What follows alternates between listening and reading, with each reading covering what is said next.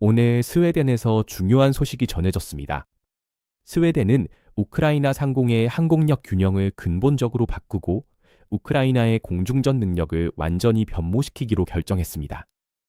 처음에는 또 다른 군사 지원 패키지로 보였던 것이 곧 우크라이나가 하늘을 완전히 장악할 수 있게 해줄 훨씬 더 큰 일로 밝혀졌습니다.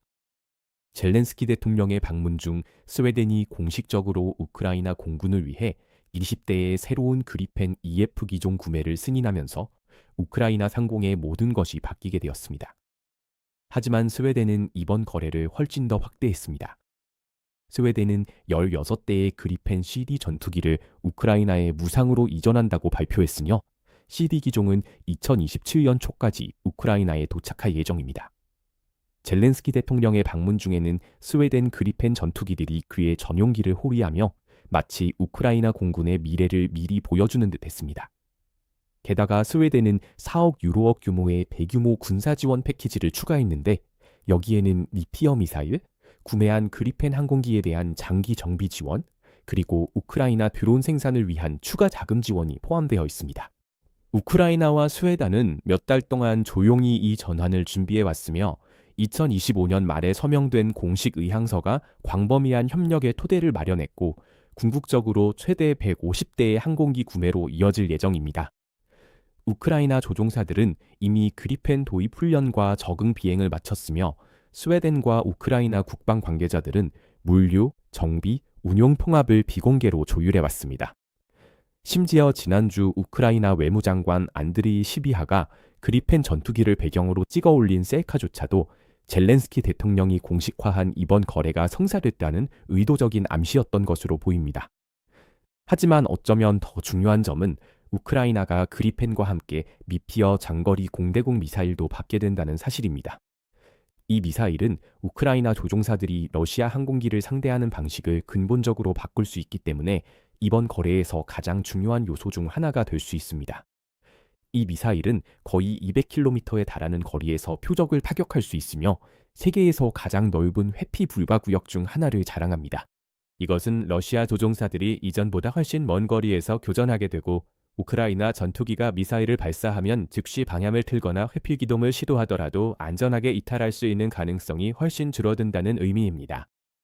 우크라이나 입장에서는 이는 엄청난 작전상 이점을 만들어냅니다. 현재 러시아 항공기는 전선 뒤에서 상대적으로 안전한 거리에서 활강폭탄을 발사하는데 크게 의존하고 있기 때문입니다.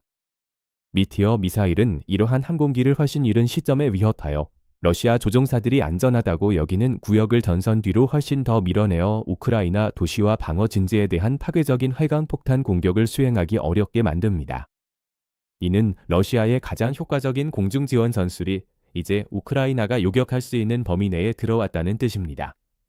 그리펜 전투기 자체도 똑같이 중요한데 이 전투기는 우크라이나가 이미 치르고 있는 비대칭 전쟁에 맞춰 특별히 설계된 기종이기 때문입니다.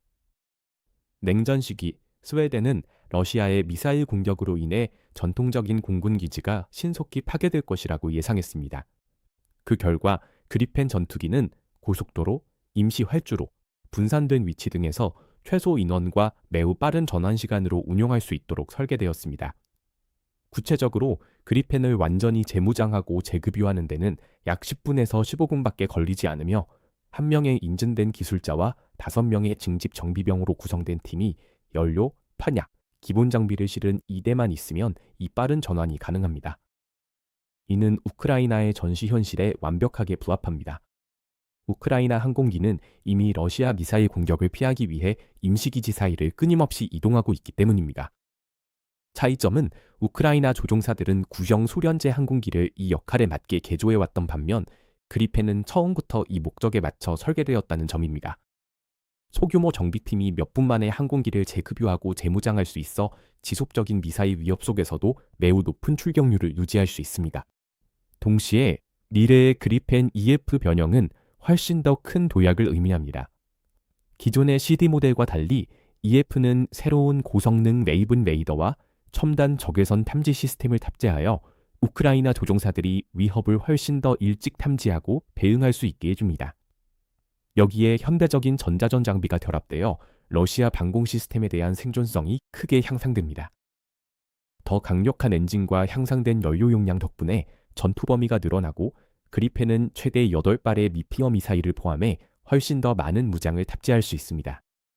이 모든 요소가 결합되어 그리펜 EF는 우크라이나의 전략을 단순히 생존에서 벗어나 전선 근처에서 러시아의 공중작전을 적극적으로 저지하고 억제하는 방향으로 전환시켜 우크라이나의 제공권을 부여할 수 있습니다. 전반적으로 그리펜 도입은 단순한 무기 이전 이상의 의미를 지닙니다. 스웨덴이 구형 항공기를 기증하는 데 그치지 않고 더 큰 적에 맞서 생존과 효율성을 극대화할 수 있도록 우크라이나의 미래 공군을 함께 구축하는 데 도움을 주고 있기 때문입니다. 그리펜 CD는 우크라이나의 분산되고 탄력적인 전쟁 방식에 즉각적인 힘을 실어줄 것이며 미래의 그리펜 EF 변형은 장거리 전투 능력을 훨씬 더 극적으로 끌어올릴 것으로 기대됩니다. 미티어 미사일과 함께라면 이 항공기들은 러시아 항공 전력을 전장에서 더 멀리 밀어내고 우크라이나가 단순히 치열한 영공에서 살아남는 것을 넘어 주요 지역에서 우위를 점할 수 있도록 공중전을 근본적으로 재편할 수 있습니다.